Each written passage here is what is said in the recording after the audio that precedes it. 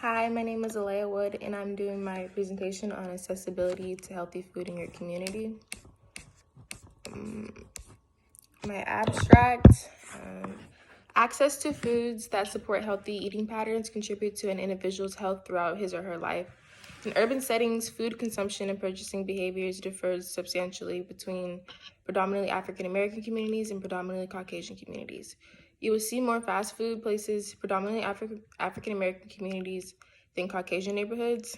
Cultures can be affected by various factors. One of the most outstanding being food. Cultural foods have regularly gone from their nation of root to being incorporated into cooking of another. African slaves, for instance, utilized this insight into their West African heritage to soul food. A sure way to understand food in the American South, the adjustment made to this food works on during slavery diminished the dietary benefits of the beforehand nutritional West African dishes, mostly because they can't provide the same natural ingredients that they were used to, had to make do with whatever they had around them.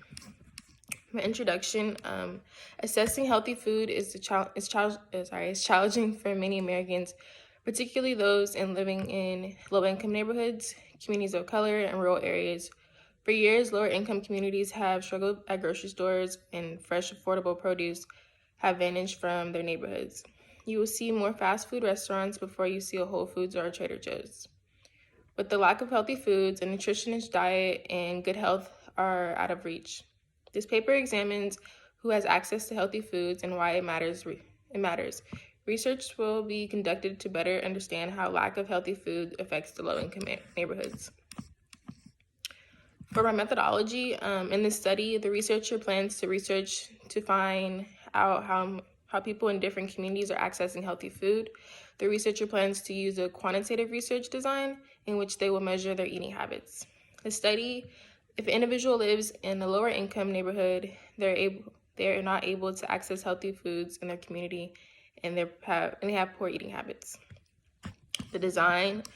The study is a quantitative study. This research is looking to find a negative correlation study based on the researcher's prediction.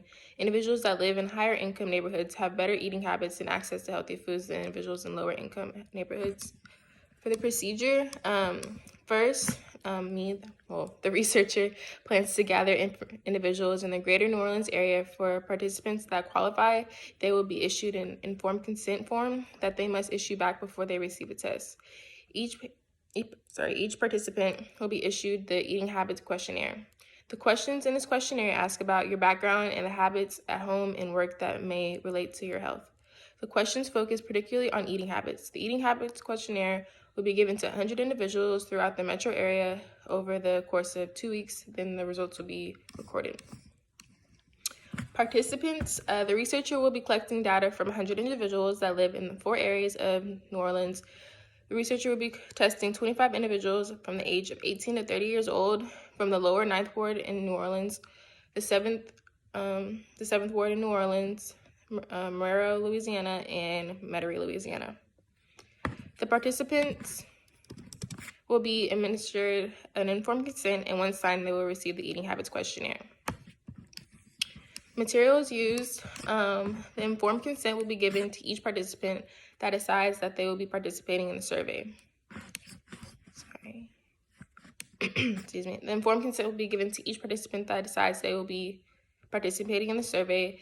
The informed consent will contain the risks and benefits that can come from participating in the study that will be conducted.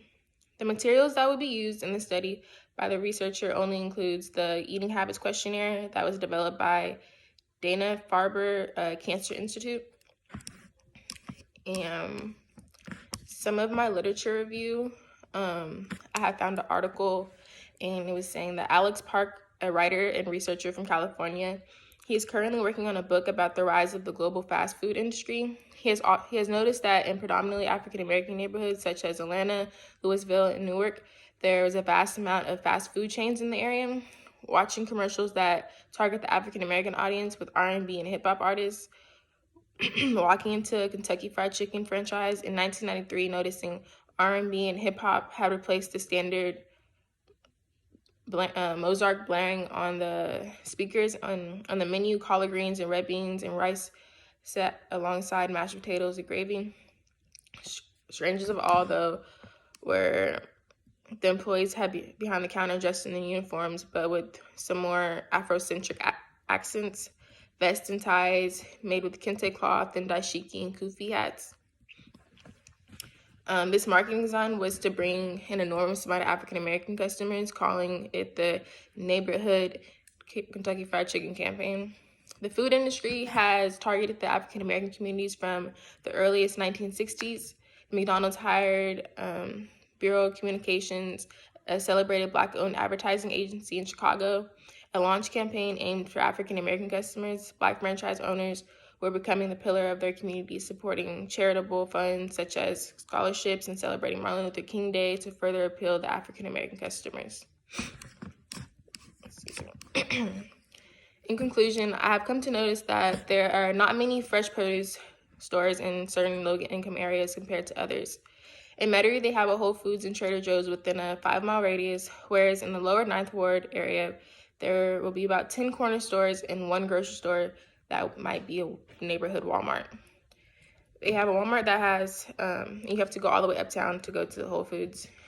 Researchers have said that the lack of vegetables, dairy, and other fresh foods in neighborhood stores contribute to poor diet, obesity, diet-related diseases. Louisiana ranks 5th in the nation of the percentage of obese residents and has the highest rate in the country of deaths from diabetes. I expect to find that New Orleans needs more fresh produce stores so people aren't able to afford to travel the distance that affects their health and the way they live. Thank you. This concludes my presentation.